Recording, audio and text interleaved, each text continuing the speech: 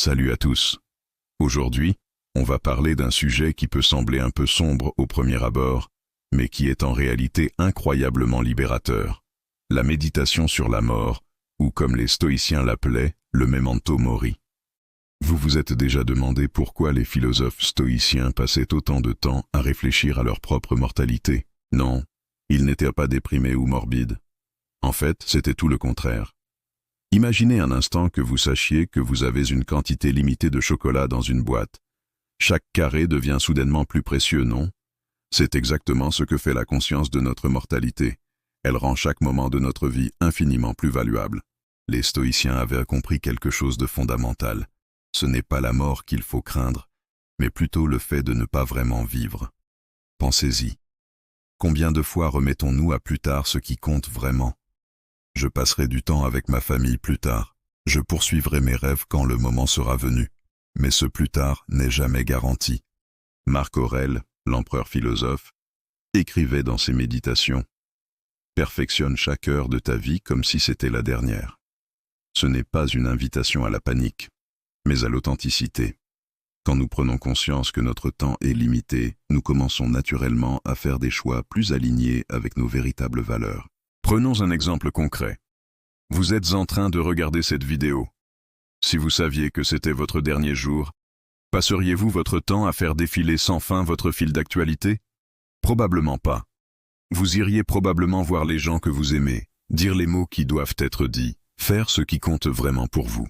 La méditation sur la mort nous aide à développer une gratitude profonde pour le présent. Chaque repas devient une expérience à savourer. Chaque conversation devient une opportunité précieuse. Chaque rire avec un ami devient un trésor inestimable. Les stoïciens nous enseignent que la mort n'est pas notre ennemi. C'est une partie naturelle de l'existence qui donne son sens à la vie. Sans fin, il n'y aurait pas de début. Sans limite, il n'y aurait pas de valeur. Alors, comment mettre en pratique cette sagesse antique?